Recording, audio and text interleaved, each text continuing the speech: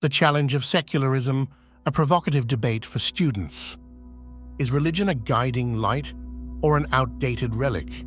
Should secularism take the reins and liberate society, or does it risk throwing morality out with the holy water? These are questions that demand your attention because, like it or not, the roles of God, faith, and logic shape the world you are set to inherit. Secularism sparks fierce debates by challenging the truth, morality, and authority of religion itself. But wait, religious leaders aren't standing idly by. They insist religion is necessary for society's values and balance. So who's right? Let's deconstruct both sides of this explosive debate to empower your understanding of one of humanity's age-old conflicts. Before we step into the battleground of views, let's define a few things. Trust me, this will make you a sharp player in this intellectual game. Secularization, a society's process of pulling religious influence into the background. Theocracy, fundamentalism, the hardcore belief that one religion should have total political control. Think of it as the my way or the highway worldview. Secularism, the clear divide, no religion in politics. Faith becomes private, not public. Militant atheism/anti-theism, taking it further by claiming religion is harmful in any form. Belief is tolerated legally, but shunned socially. These definitions are your toolkit. Keep them handy as we dive into arguments that will both provoke and challenge how you think about religion's role in society. Freud didn't hold back. He claimed religion stems from fear. According to him, humans invented God as a soothing eternal father to shield themselves from life's uncertainties.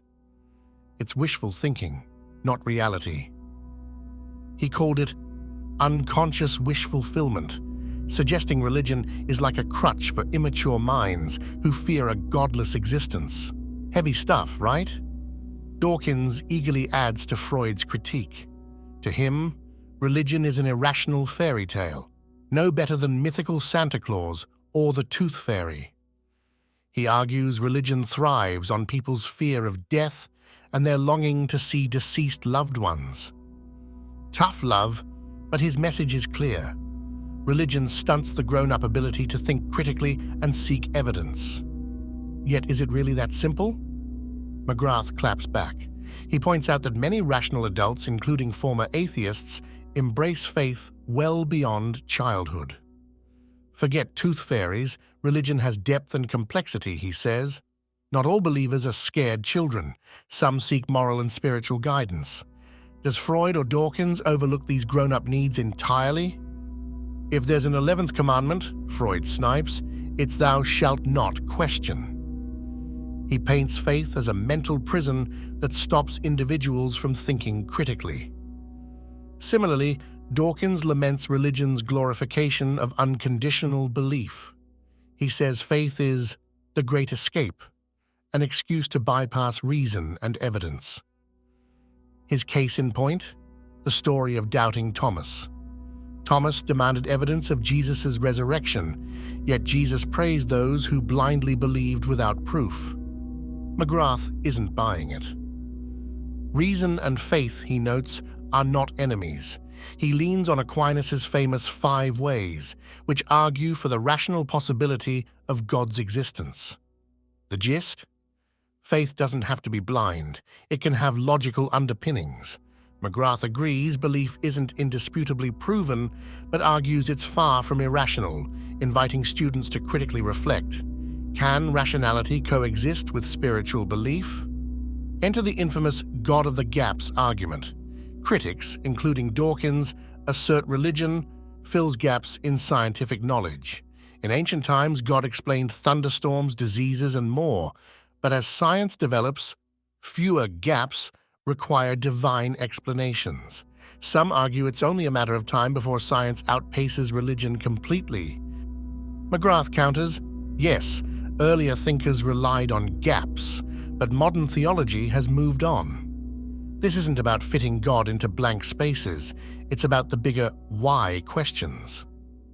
Science explains how the universe works, But why does it exist? What's its purpose? McGrath believes these deeper mysteries invite faith.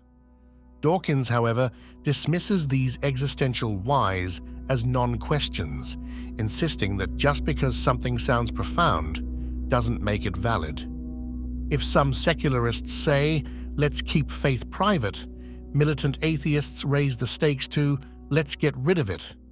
Sound intense? That's exactly what thinkers like Dawkins and Christopher Hitchens advocate. Religion, Hitchens argues, can't peacefully exist. It demands to convert everyone.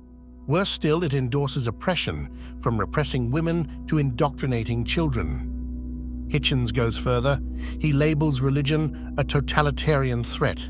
Its certainty and arrogance are dangerous to freedom. With sharp rhetoric, he claims faith fosters conflict and fear, not harmony.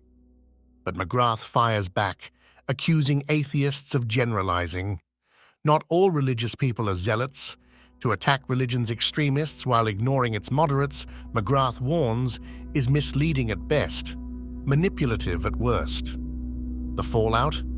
Alienating believers instead of engaging them in meaningful dialogue. So, students, where do you stand? Freud and Dawkins see religion as a comforting illusion or a dangerous delusion, while McGrath and others argue its richness serves a deeper human need. Is faith an irrational chain keeping society from progress, or does it offer morals and purpose that scientific facts alone cannot provide? The debate doesn't end here. It begins with you. Whether you lean towards science, spirituality, or somewhere in between, this discussion isn't just headline stuff. It's the foundation for how we define humanity's values and future. Now, challenge yourself. What role should faith or secularism play in shaping that future?